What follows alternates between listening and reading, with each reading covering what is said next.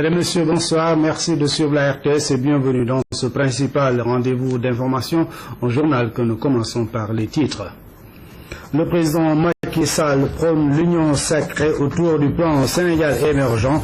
Le chef d'État qui présidait la cérémonie de levée des couleurs en appelle au sens patriotique des forces vives de la nation. Coup de projecteur sur Bakel, une ville au passé glorieux. Témoin de cette belle histoire, les bâtiments coloniaux qui, hélas, sont en train de disparaître faute d'entretien. Basket, la suspension levée, le Sénégal connaît ses adversaires au prochain mondial masculin prévu au mois d'août en Espagne. Les Lions sont dans la poule B avec de grands noms comme l'Argentine et la Croatie. Cérémonie de levée de couleurs ce matin au Palais de la République. Le chef d'État appelle une nouvelle fois à l'union sacrée pour l'appropriation du plan Sénégal émergent qui constitue une étape majeure dans la phase de mise en œuvre des réformes. Il s'agit de faire appel au sens patriotique de toutes les forces vives de la nation pour relever les défis du pays, nous dit Pape Biram Biguendiaï. C'est l'instant d'une forte communion avec l'emblème national. Au premier plan, le chef de l'État qui trace la voie d'un Sénégal meilleur avec l'instauration d'une culture civique à inculquer à chaque citoyen. Le sens d'une cérémonie qui fait tache d'huile.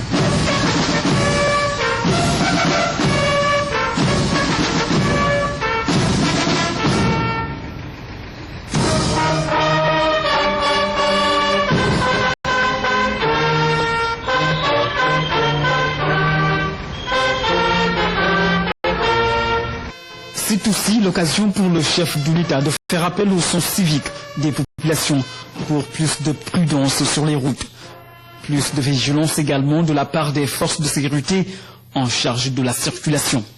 Nous constatons énormément encore de pollution sonore, de comportements qui soient aux antipodes de ce que doit être un comportement citoyen. Si vous voyez la récurrence des accidents encore de circulation, c'est que quelque part il y a non seulement un défaut de respect des dispositions du code de la route, mais il y a une indiscipline qui fait que je demanderai au gouvernement de renforcer les moyens de contrôle, de présence pour que véritablement nous puissions préserver ces vies humaines qui auraient pu permettre au pays d'avancer et permettre aux familles éplorées, n'est-ce pas, de poursuivre leur développement dans la quiétude. 2014, l'année de la prise de conscience collective du sens patriotique, un souhait qui rejoint la volonté du président de la République de mettre le Sénégal sur la voie de l'émergence. Un message porteur d'espoir dans l'esprit de restaurer l'équilibre économique et social du pays. Nous avons défini dans un vaste élan une stratégie nouvelle de croissance économique qui est une vision à long terme qui devra projeter le Sénégal vers l'émergence, créer une synergie nationale de mobilisation, secteur public, secteur privé, toutes les forces vives de la nation qui doivent y participer. Et dans ce mois, nous nous rendrons à Paris, dans le cadre du groupe consultatif, pour mobiliser la communauté internationale en vue de nous accompagner dans nos projets de développement. C'était des projets très très bien étudiés, individuellement, en voyant justement les impacts sur la croissance, les impacts sur l'emploi. Et j'ai bon espoir que la communauté internationale donnera une réponse satisfaisante. Il appartiendra maintenant aux Sénégalais de transformer cette opportunité et ses moyens en capacité de développement, de croissance et d'emploi. Comme symbole, ces enfants de la case des tout-petits de Wakam ont participé au rayonnement de cette cérémonie de levée des couleurs. Le message leur est aussi destiné. C'est toute une génération qui est visée.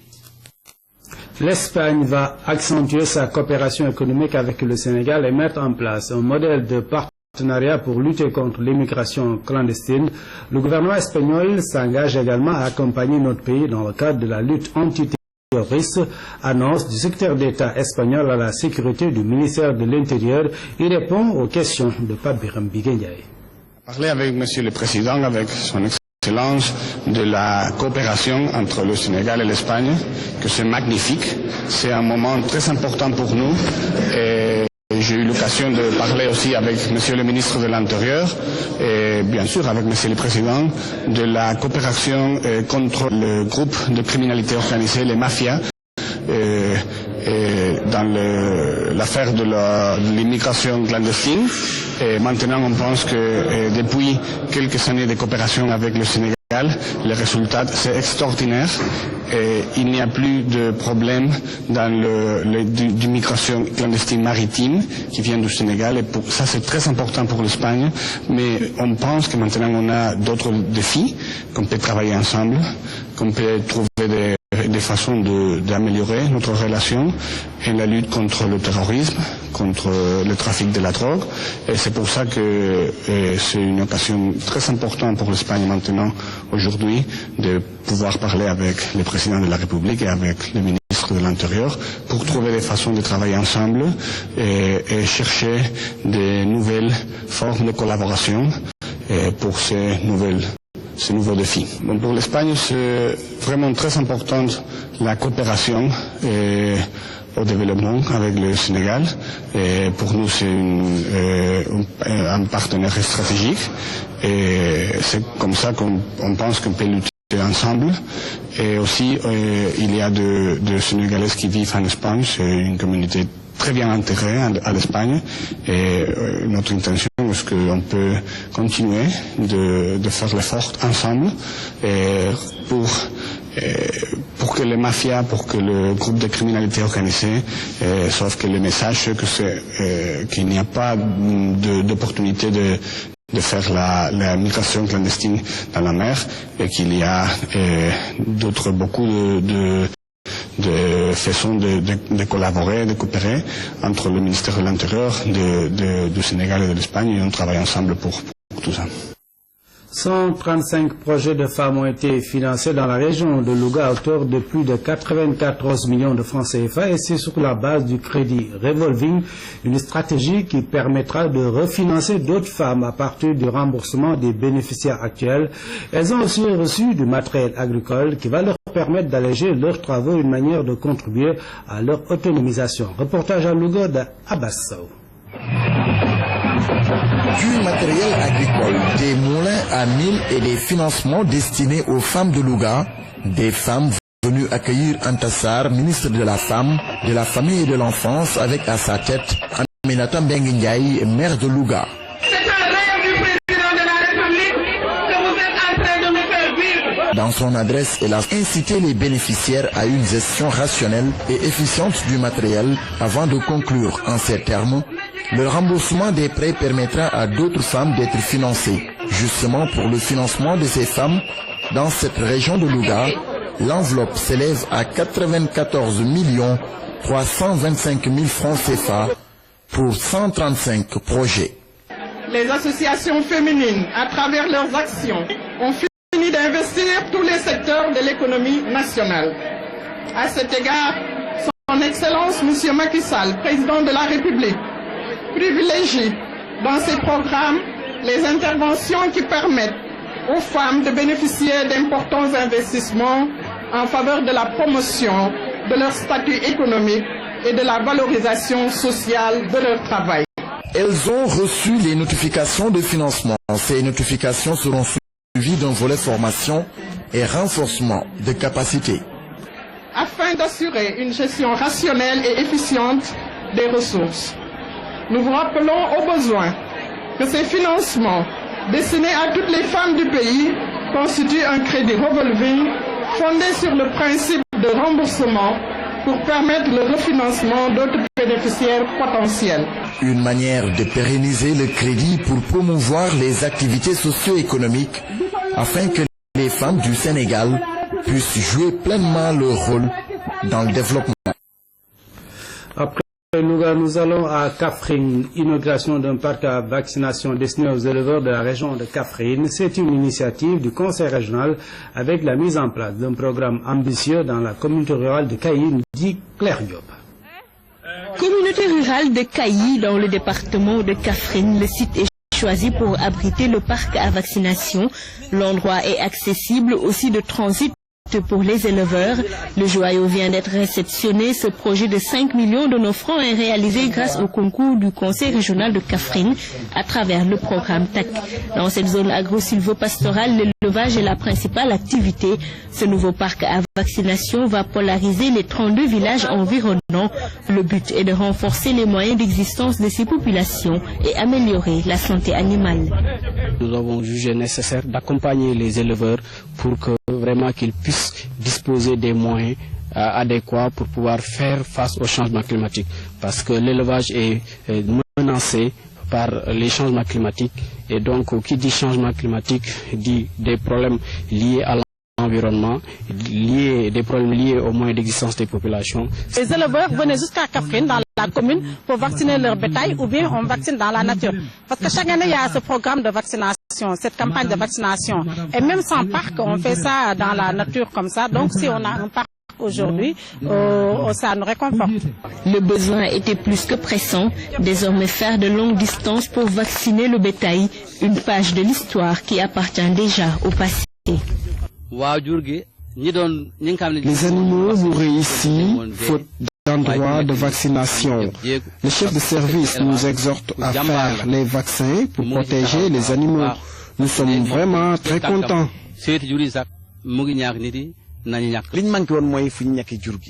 Ce qui nous manquait, c'est vraiment un parc.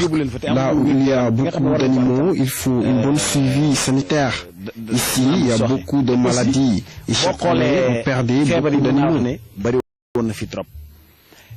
Pour une bonne gestion de l'infrastructure, les acteurs sont appelés à une meilleure utilisation.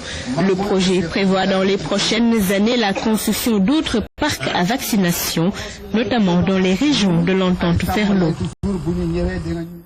Cultiver le partenariat entre les zones humides et l'agriculture, c'est la réflexion entreprise pour célébrer la journée mondiale des zones humides. À travers cette journée, l'État et ses partenaires profitent de l'occasion pour lancer des actions de sensibilisation du public sur les valeurs et les avantages des zones humides. Philomène Constance Diagne. Cette journée commémore la signature de la Convention sur les zones humides le 2 février 1971 dans la ville de Ramsar en Iran. Pour cette présente édition, la direction des parcs nationaux met en exergue les interactions entre l'agriculture et les zones humides. Pour ceux qui font du maraîchage, ils savent très bien que c'est des zones qui sont extrêmement riches et où on peut avoir à manger, à boire et se faire les poches. Mais qui sont des endroits aussi extrêmement sensibles et exposés. Aujourd'hui, les zones humides doivent être mises en valeur, mais l'élément moteur pour la mise en valeur de ces zones humides, naturellement, l'agriculture est un des éléments essentiels. Choisi en l'honneur de l'année internationale de l'agriculture familiale, ce thème illustre l'importance des zones humides pour l'activité agricole. Au Sénégal, dans les 4 sites inscrits comme zones humides, l'agriculture y occuperait une place de choix. Que sont les parcs nationaux des oiseaux de Djut et du delta du Saloum, les réserves spéciales de faune de Gumbel et de Ndiaïl. À cela viendra s'ajouter l'élaboration par notre pays d'une stratégie et d'un plan national d'action pour la conservation de la biodiversité.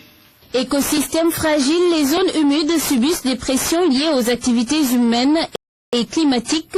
Pour améliorer les conditions de vie des populations, une politique nationale de gestion des zones humides vient d'être bouclée par la direction des parcs nationaux. Elle sera soumise aux autorités dans les jours à venir. Installation de fibres optiques pour un meilleur élargissement des réseaux de télécommunications dans Dakar. Les travaux ont démarré depuis un mois. Les populations apprécient, mais demandent plus de rapidité et des réparations pour les préjudices causés, notamment pour la réfection et la réhabilitation des artères. Nous y reviendrons d'ici la fin de ce journal.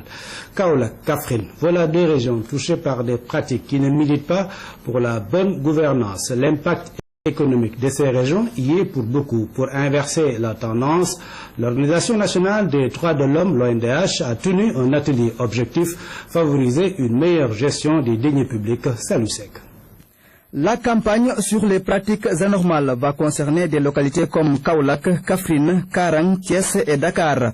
Ces différentes localités, selon l'ONDH, présentent des caractéristiques qui les exposent aux divers facteurs de malgouvernance. Karang est une zone frontière. Le Karang est un échantillon où on trouve toutes les formes de violation, toutes les formes de corruption, parce que c'est à la frontière. Et nous avons déjà fait une activité à ce niveau-là et les enquêtes nous avaient permis de constater effectivement que ces populations-là ne recevaient pas beaucoup d'informations dans ce cadre-là. Alors aujourd'hui, nous y allons pour aller vers eux, leur apporter cette information-là pour qu'elles puissent quand même éviter certaines bavures. Le souci de l'ONDH est de faire partager la stratégie nationale de bonne gouvernance, l'acte 3 de la décentralisation, avec les acteurs qui sont au contact permanent avec les populations. L'ONDH exécute ce projet en collaboration avec l'État du Sénégal et avec l'appui du Canada. Nous sommes bien conscients que la promotion et la protection et la défense des droits humains par la mise en œuvre d'une stratégie de bonne gouvernance doivent se faire avant tout à la base et dans tous les domaines du développement. Pas simplement dans les grands centres urbains qui des fois sont choyés, mais également en dehors des grands centres urbains, dans les petites villes et à la campagne. L'État encourage et soutient fortement l'implication d'organisations telles que l'Organisation nationale des droits de l'homme dans la vulgarisation de ces politiques publiques pour leur appropriation par les citoyens. À terme, plus de 3000 personnes devront être informées, sensibilisées et formées sur les droits et devoirs du citoyen. Ils devront avoir une meilleure connaissance des principes et des règles de bonne gouvernance en lien avec l'acte 3 de la décentralisation. Je vous le disais tantôt, installation de fibres optiques pour un meilleur élargissement des réseaux de télécommunications dans Dakar. Les travaux ont démarré depuis un mois. Les populations apprécient mais demandent plus de rapidité et une réparation des préjudices causés, notamment la réfection et la réhabilitation des artères affectées. Ibrahima Pabidjedjou. Visible dans différents endroits de Dakar, des ouvriers sous la brèche sous le chaud soleil. C'est le cas sur les rebords de l'autoroute vers l'échangeur de Malixi, où les travaux d'installation de fibres optiques ont démarré depuis un mois. On travaille ici dans le domaine de la télécommunication. C'est tout juste pour en fait étendre le réseau, intensifier le réseau dans la capitale de Dakar. On compte terminer les travaux dans 3 mois. Au quartier de Anne, le constat est le même. Les populations apprécient mais demandent plus de rapidité dans le travail. Si par exemple, les travaux sont rapides, il n'y a pas de problème. Donc là nous sommes en voie de développement. Donc ces tuyaux-là, il faut que ça par exemple, ça s'installe par exemple pour les réseaux téléphoniques. Cette dame trouvée au quartier Sacré-Cœur 3 n'a pas accepté un désagrément sur sa devanture. Elle a exigé réparation au préjudice causé. Il a fallu qu'ils reviennent négocier encore pour qu'on accepte les 10 jours, mais avec des conditions vraiment sûres. Qu'ils acceptent de refaire les mêmes carreaux qu'ils ont cassés et qu'ils soient dans la disposition de le refaire dans les 10 jours. Et heureusement pour eux et pour nous aussi, ils ont eu à le faire dans les conditions qu'on avait données. Pour l'heure, nombreux sont ceux qui sont affectés par ces travaux. Les populations demandent une prise en charge totale de ces désagréments notés dans différentes artères de Dakar. Le centre de santé de Bambey renforce son plateau technique. L'infrastructure, fruit de la coopération bilatérale Sénégal-Allemagne, a été financée à hauteur de 8 millions de francs CFA par l'Allemand Helmut Buschmeyer. L'inauguration de la pédiatrie a été présidée par le ministre Morgom, représentant son collègue de la santé, Eric Nimadi. C'est une pédiatrie moderne. Elle est composée de 3 salles d'hospitalisation et d'un bureau pour le médecin, de locaux sponsorisés par des familles allemandes et sénégalaises, des partenaires de la petite enfance qui n'ont ménagé aucun effort pour mettre les malades dans d'excellentes conditions de séjour. Une première dans cette zone où la demande en soins infantiles est de plus en plus forte.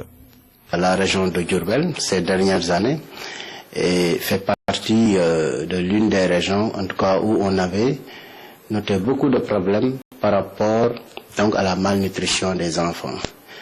Donc si bien que, en tout cas aujourd'hui, Donc si nous avons en tout cas ce joyau, cela nous permettra en tout cas de relever le plateau technique, mais surtout aussi d'améliorer les indicateurs par rapport à la prise en charge donc des enfants de manière générale. Cette infrastructure est la dernière d'une liste de plusieurs réalisations faites par le comité d'appui aux couches vulnérables. L'association a été financée à hauteur de 24 millions par l'Allemand Helmut Buschmeyer, un geste salué par les autorités locales. Monsieur Helmut Buschmeyer, l'Africain, votre présence dénote l'importance que vous attachez à l'homme et surtout à son bien-être.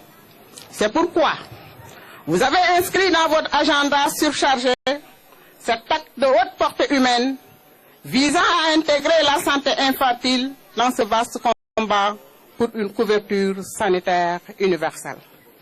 Le ministre de l'Environnement, venu représenter son collègue de la santé empêché, a défini la place que joue cette pédiatrie dans la consolidation de la couverture maladie universelle dans cette zone. La vision du chef GMJ 2014 à Kaolack, les transporteurs lèvent le blocus. Les pèlerins catholiques des régions sud peuvent se rendre au GMJ par la Transgambienne. Écoutons à ce propos Goro Khouma et l'abbé Dominique.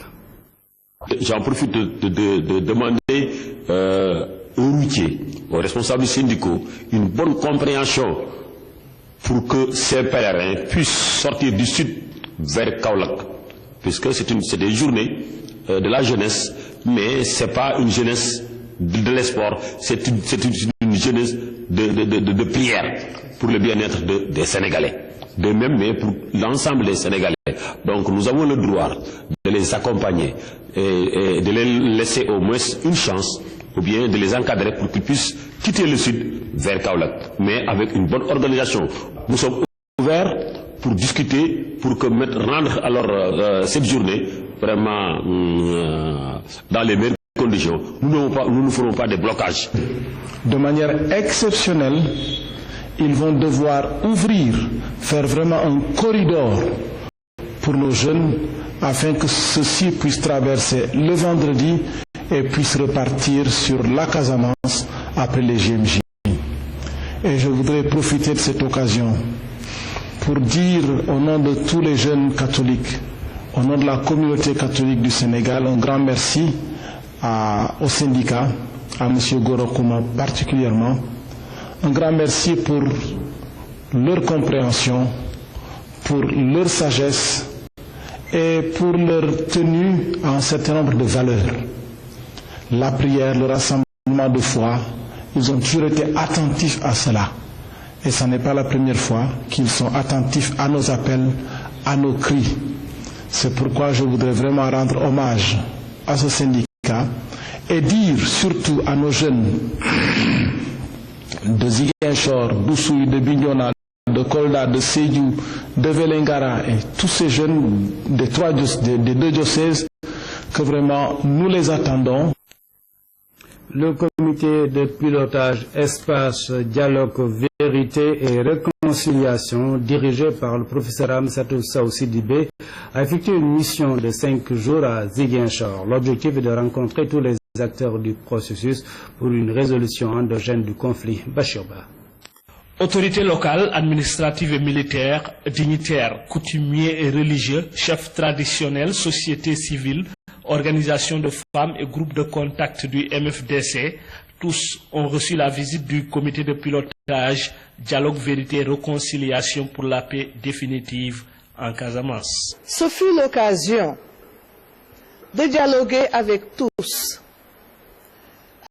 les acteurs qui n'ont pas manqué d'exprimer leurs préoccupations majeures, axées surtout autour des questions de développement, de sécurité et de paix. Selon le DVR, le même objectif, la même volonté anime l'ensemble des composantes de la population. Durant nos rencontres, nous avons eu à constater l'existence de prémices annonçant le pardon, des moments forts de partage, de communion, mais surtout d'engagement à s'impliquer et à être partie prenante aux stratégies qui seront définies d'un commun accord et qui tournent autour du dialogue, du pardon et de la réconciliation. Pour ces membres de l'EDVR, les personnes rencontrées déclarent que la vérité et le pardon constituent le socle de la paix. L'EDVR d'ajouter que d'autres missions suivront avant la tenue d'une conférence nationale au mois de mai. Retour sur le centre de santé de Bambey qui renforce son plateau technique. L'infrastructure, fruit de la coopération bilatérale Sénégal-Allemagne, a été financée à hauteur de 8 millions de francs CFA par l'Allemand Helmut Buschmeyer. L'inauguration de la pédiatrie a été présidée par le ministre Morgom, représentant son collègue de la santé, Eric Nimati. C'est une pédiatrie moderne. Elle est composée de 3 salles d'hospitalisation et d'un bureau pour le médecin, de locaux sponsorisés par des familles allemandes et sénégalaises, des partenaires de la petite enfance qui n'ont ménagé aucun effort pour mettre les malades dans d'excellentes conditions de séjour. Une première dans cette zone où la demande en soins infantiles est de plus en plus forte.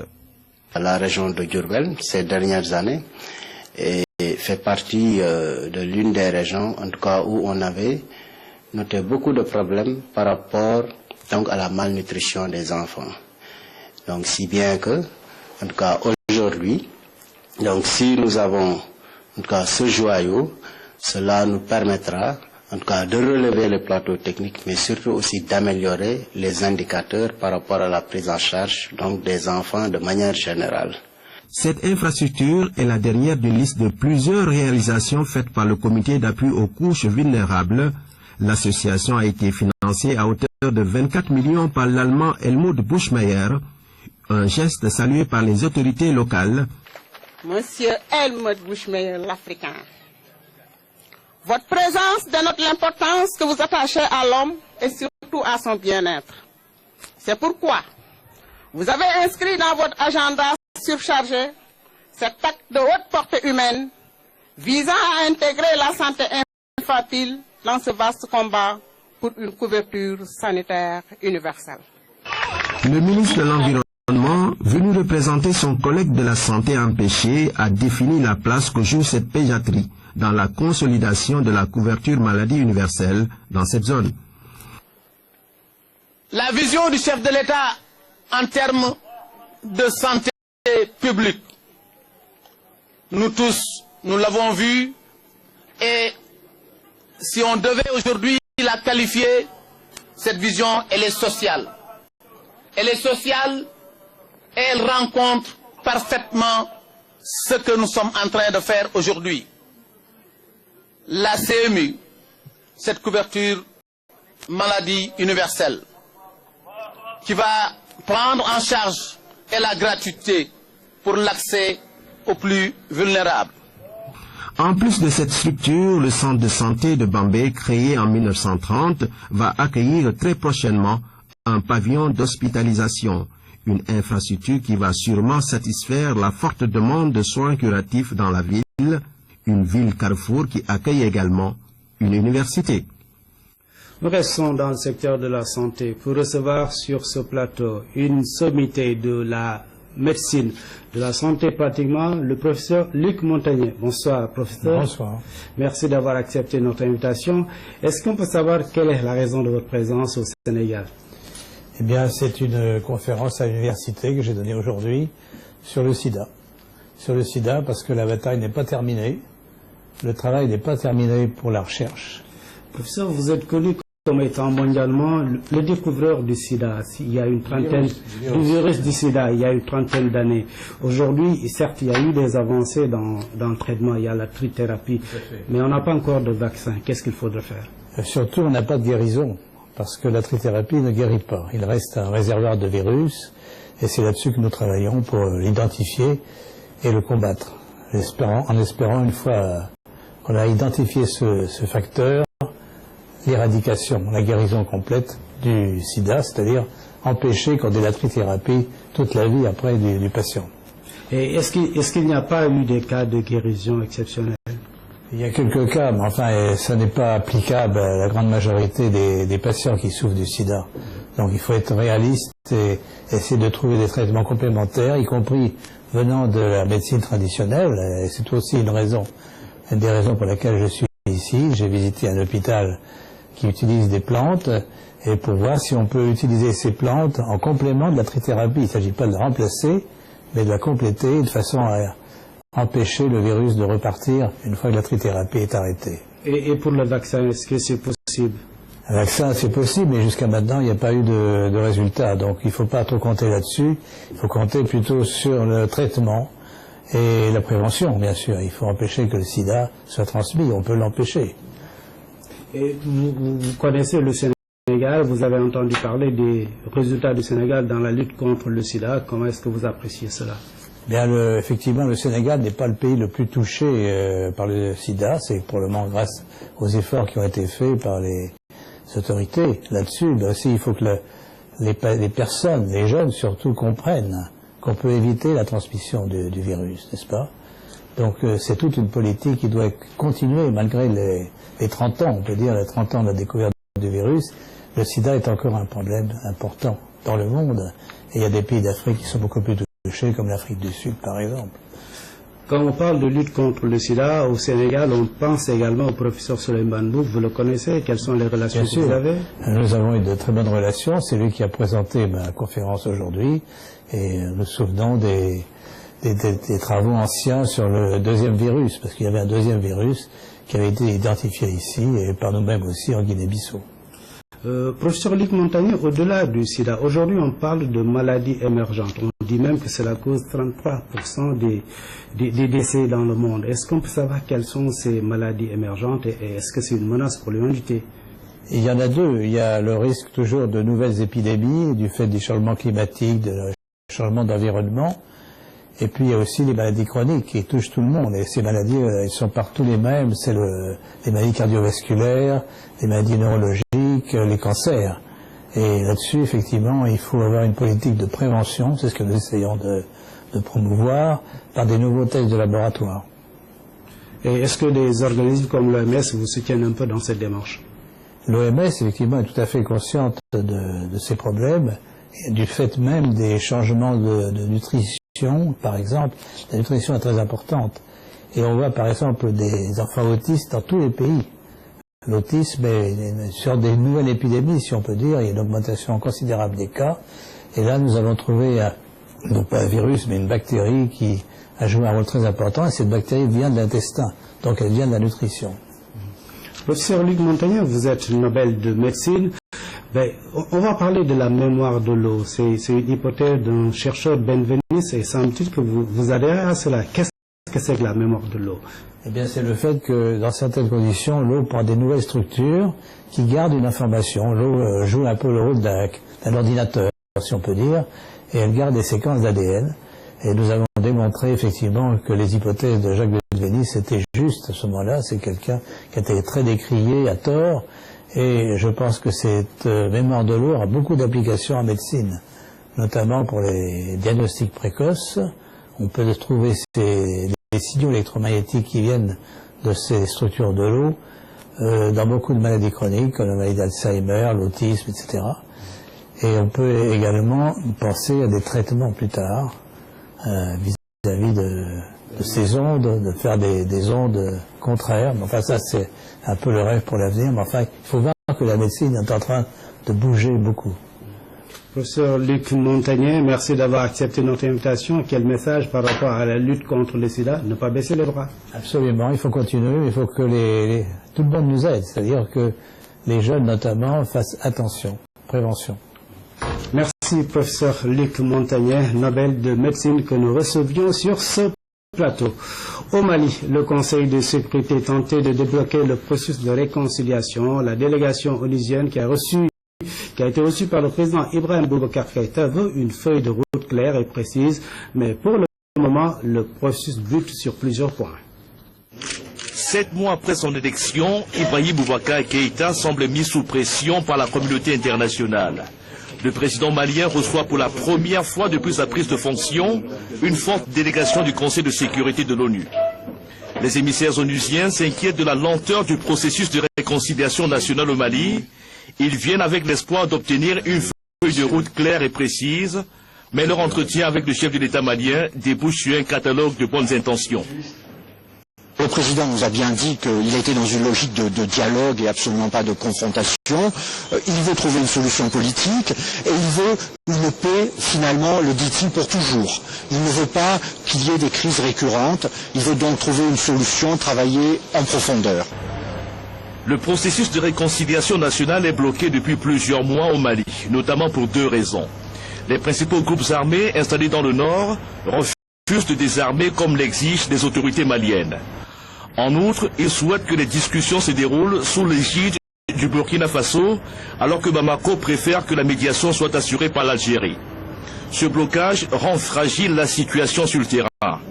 À Mopti, point de jonction entre les parties sud et nord du Mali, des problèmes sont nombreux. Il reste des problèmes à traiter, des problèmes de banditisme notamment.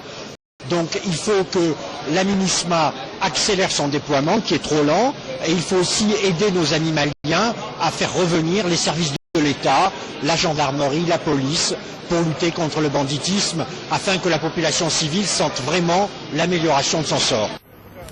La MINUSMA, mission intégrée des Nations Unies pour la stabilisation au Mali, compte actuellement 5539 soldats sur les 11 200 autorisés par le Conseil de sécurité. Pour la délégation onusienne, l'arrivée des troupes complémentaires ne pourra se faire sereinement que si un dialogue national inclusif est mis en place au Mali. Les représentants des 15 pays membres du Conseil de sécurité de l'ONU achèvent leur visite ce lundi. Situé à quelques 150 km de Tambacounda, le département de Bakel recèle d'importants sites à visiter, en majorité des bâtiments coloniaux laissés par les Français. Des bâtiments qui témoignent de l'importance stratégique que revêtait la localité. Malheureusement, ces sites témoins de l'histoire sont aujourd'hui pour la plupart complètement délabrés. Visite guidée avec Abdoulaye Sinkari. Lancé depuis 2009, le festival de Bakel est en train de devenir un rendez-vous culturel et touristique immanquable. De nombreux ressortissants de la localité reviennent, sans compter les invités et autres curieux, qui pour vivre les zones d'intégration, qui pour voir Bakel. Bakel avec son fort et ses tours, vestige d'une histoire coloniale chargée. À l'époque, il y avait une course entre les Anglais et les Français. Les Anglais à partir de Bathurst et les Français, ils ont voulu faire un fort ici pour devancer les Anglais sur le Niger, parce que c'était la principale voie de navigation à l'époque et il était important pour les colonisateurs de l'avoir. Pour la pénétration française au Soudan. En jet de pierre du fort Faidherbe qui abrite l'actuelle préfecture, le pavillon René Caillé. Niché sur une colline, l'édifice offre une vue panoramique sur la ville. L'explorateur français y aurait fait étape pendant son voyage vers Tombouctou.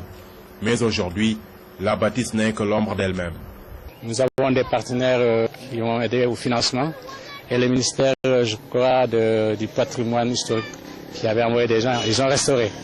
On en a fait une bibliothèque, mais malheureusement, il fallait un gardien. Personne n'a voulu prendre en charge le paiement d'un gardien et finalement les objets ont commencé à être détériorés. Ils ont restauré aussi la préfecture, il y a une partie qui a été restaurée, mais à mon goût, une remise en état à l'état antérieur. Mais par exemple, vous prenez un bâtiment en pierre, hein, vous le faites ensuite, vous crépissez, vous mettez de la peinture, ça perd toute sa valeur. Alors c'est arrivé à certains monuments ici et ça les a complètement dévalorisés. Outre ces bâtiments, Bakel garde toujours les empreintes d'un commerce jadis florissant avec l'arachide et la gomme arabique.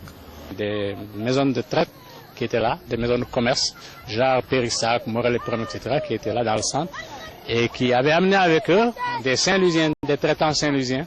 Le pavillon René Caillé, le fort, les tours militaires ainsi que le cimetière des circoncis sont inscrits sur la liste des monuments historiques depuis 2003. Retour sur le deuxième jour du colloque dédié à El Hadj Oumar Tall. Il a été beaucoup question de son héritage, de sa stratégie, de la guerre et des études de formation qu'il a eu à mener. D'éminents chercheurs ont pris part à la rencontre, nous dit Damsila. La durée des interventions était certes longue mais insuffisante pour retracer la dimension d'El Hadji Oumar Foutiyou Tall. L'homme a toute sa vie durant œuvré pour l'islam. Pour sa propagation, il sillonnait différentes localités d'Afrique de l'Ouest, allant même jusqu'à mener des guerres saintes. El Hadji Oumar a marqué l'histoire du Soudan occidental parce qu'en moins de 20 ans, il a occupé de la rive droite du fleuve Sénégal jusqu'à la boucle du Niger, pour une action offensive combattant dans la profondeur et en prenant position sur cette partie de la géographie de l'Occident, du Soudan occidental, pour établir des bases opérationnelles. Et c'est à partir de ces bases que la jambe rayonnait pour pouvoir attaquer les principaux objectifs qui petit à petit allaient le conduire à Ségou, au Massina et jusqu'à la boucle du Niger à Tombouctou. El Hadji Oumar Foutiyou Tall accordait une importance capitale au savoir. Il avait une maîtrise parfaite des sciences islamiques et l'enseignait à ses disciples. Il a commencé à propager la science religieuse, ou toutes les sciences religieuses.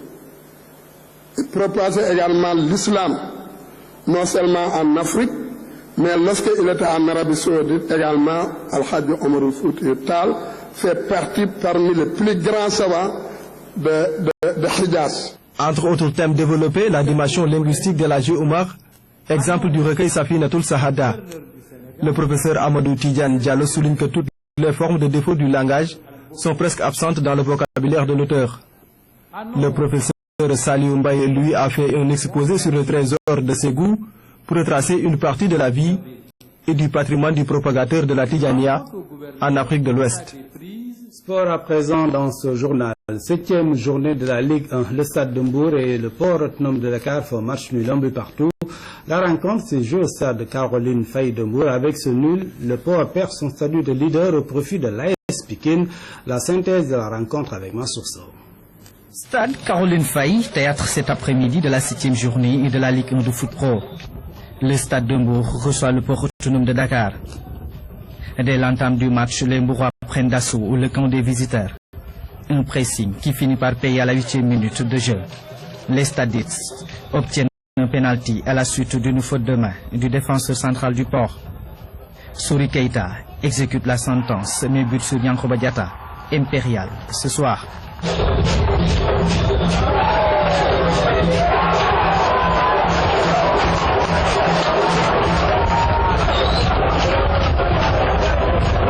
Les Mbourois ne déchantent pas pour autant, ils continuent à exercer le pressing. À la 42e minute, sur ce centre en retrait d'Ousmane Dour, Ibrahim Mbaye et crucifie Yankoba Diatta, 1-0.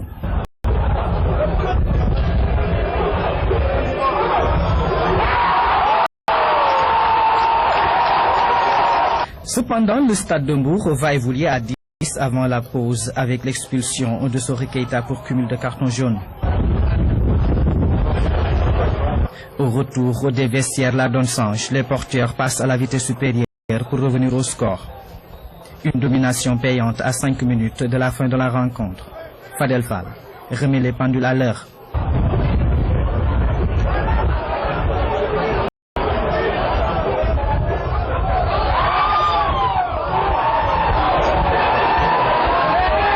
Ils ont tenu. Peut-être que sur le plan offensif, on n'a pas senti l'équipe, mais sur le plan défensif, l'équipe était là, mais malheureusement, d'un seul coup, vraiment, on perd un ballon, renversement, le latéral ne suivait pas, mais c'est le but, c'est l'égalisation, mais c'est ça aussi. Mais il faut tirer un grand chapeau aux joueurs pour le match qu'ils ont livré. Si on a remis les pendules, c'est mérité. Donc ce nul est équitable. Je profite de l'occasion pour encourager les entraîneurs qui sont là et pour dire aux supporters de pousser à l'équipe d'arrêter de ce genre de choses. Pas ces choses-là qui vont faire apporter le Sénégal devant. Avec ce nul, le Port autonome de Dakar perd ainsi son statut de leader au profit de l'AS Pikine. Fausse note de la rencontre, les démons de la violence qui ont refait surface. Et le football, la lutte sénégalaise, qui est pour le prochain adversaire de Modulo, une question à multiples équations, mais selon certains techniciens et amateurs, inutile de chercher loin, les potentiels adversaires du chef de file de l'écurie Rock Énergie sont déjà connus. Explication avec Ibrahim Ndong. Homocène bute sur du Rock. Il tombe devant le chef de file de Rock Énergie, qui met ainsi fin à une longue période d'invincibilité du Pikinois. L'enfant de Pikine tombe les armes à la main. Après plus d'une dizaine de minutes de bagarre, de technicité, de bravoure et d'ingéniosité, Modulo réussit une action classe fatale à Homocène.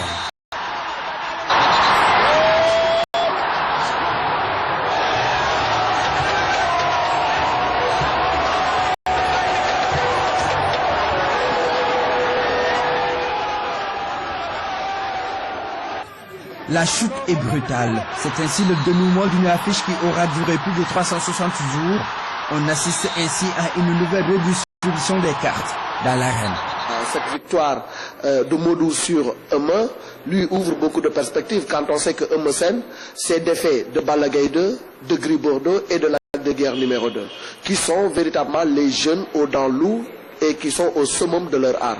Et cette victoire propulse Modou Lo, qui était resté sur une période de disette au devant de la scène, et ça lui ouvre aujourd'hui des perspectives.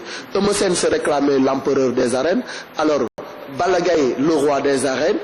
Aujourd'hui, Modou qui a battu l'empereur, quel est son statut? 85%, dañuy joxoon Eumeu Sène favori.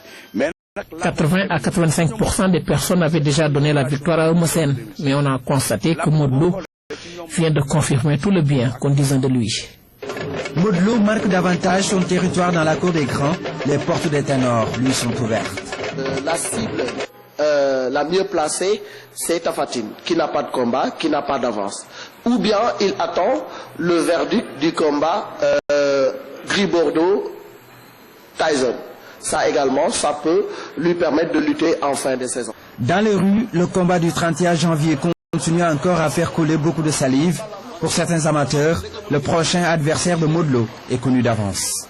Je pense qu'il serait plus raisonnable d'avoir Balla Gaye parce que du moment où le combat se faisait entre 3 personnes, c'est-à-dire un triangle, Balla Gaye qui a battu Modou Lo, Modou Lo qui a battu Eumeu Sène qui a battu Balla Gaye, il nous restera une clarification entre Modou et Balla. Tapha Tine. C'est Tapha Tine le prochain adversaire de Modou Lo parce qu'actuellement Balla Gaye 2 a un combat contre Bombardier. Donc c'est l'auteur de Taxi Rip pour la prochaine cible. Pour Eumeu Sène, il va falloir vite se remettre de cette défaite inattendue. Il va en découdre avec un autre ténor, l'ex-roi des arènes, Yahya Diop Yékini. C'est un combat dans lequel la défaite est pratiquement interdite pour l'un comme pour l'autre. Parce que Yékini a envie de sortir par la grande porte et cela passe inéluctablement par une victoire sur Eumeu Sène. Eumeu Sène a envie de rebondir et cela passe par une victoire sur Yékini, d'où l'enjeu de ce combat. Donc Eumeu a fort à faire parce que Yékini n'est pas n'importe qui et il lui faut oublier cette défaite et se reprendre psychologiquement et physiquement avant d'aborder ce combat. Après le duel Modou Lo Eumeu Sène, la saison s'annonce sous de meilleurs auspices. La reconfiguration de l'arène donne déjà une idée sur les prochaines affiches au grand bonheur des amateurs. Modou Lo, une valeur sûre de la lutte sénégalaise. La première journée des courses hippiques vécue hier à l'hippodrome de Thiès, on a enregistré une participation record de près d'une 50aine de chevaux. Le constat du président du CNG, une satisfaction d'avoir réussi l'organisation. Certian Niang, que je propose d'écouter.